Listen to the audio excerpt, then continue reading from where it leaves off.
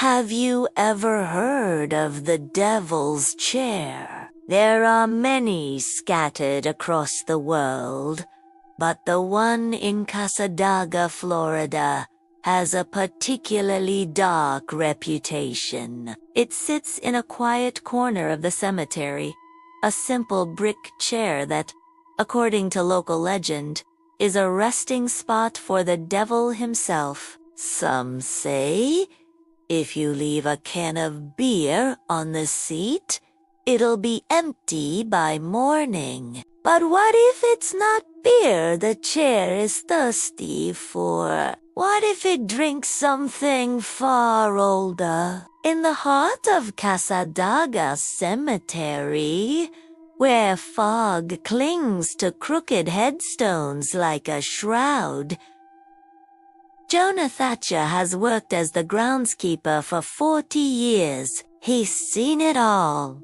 and he warns everyone who wanders too close. "Don't you sit on that cursed seat," he'd grumbled to curious teenagers. "Some things are best left undisturbed."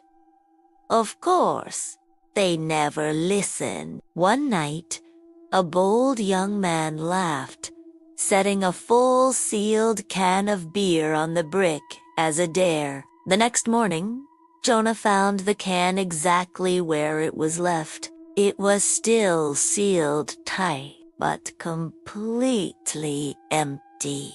The brick beneath it was dark and wet, almost as if it were breathing. That's when the disappearances started. It began with the boy who left the beer.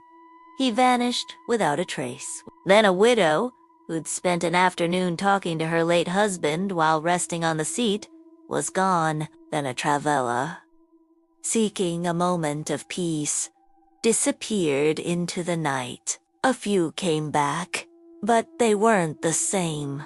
They spoke with voices that weren't their own, humming forgotten lullabies and staring into space with vacant eyes. At night, the cemetery air grew thick with whispers, distorted memories swirling in the fog like lost souls. The chair was getting hungrier.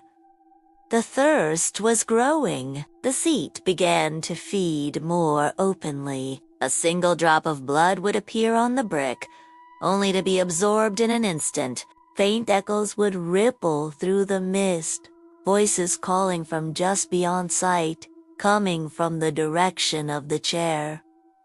One evening, Jonah heard a sound that froze his blood. It was the voice of his niece, Nora, who had vanished a year prior. Uncle Jonah. It called, soft and pleading. He rushed toward the sound and found her silver locket resting on the seat, cold as a tombstone. He knew then that the chair had her, and it wanted more. That night, Jonah decided he'd had enough. He tied one end of a thick rope to a sturdy old oak tree and the other around his waist. As the clock struck midnight, he took a deep breath and sat down on the thirsting seat. Immediately, the air grew heavy, and his oil lamp flickered wildly. The chair didn't just feel cold, it felt alive. It exhaled, but not air. It breathed out memories, flickering images of laughter, tears, and last goodbyes from those it had consumed. The bricks began to tremble as ghostly faces and hands pushed against the surface, whispering his name, mimicking Nora's innocent laughter. The ground began to heave as the chair pulled, its unseen mouth opening to feed. The rope strained, digging into the bark of the oak. Jonah fought with all his might, but it wasn't just his body the chair was pulling. It was sucking out his memories, the warmth of his mother's embrace, the taste of his first love's kiss, even his own name. He was being erased. His body was dragged across the dirt toward the dark, murky marsh, as a chorus of whispers chanted, "Stay, stay with us." With a final, sickening snap, the rope broke. Then, silence. When the sun rose, all that remained was the frayed end of a rope tied to an oak tree. The chair gleamed in the morning light, slick and wet, looking satisfied. From deep within the woods, a young girl's voice could be heard, humming a sweet, familiar lullaby, one that Jonah used to sing to Nora. The locals don't call it the Devil's Chair anymore. Now, it's known as the Thirsting Seat.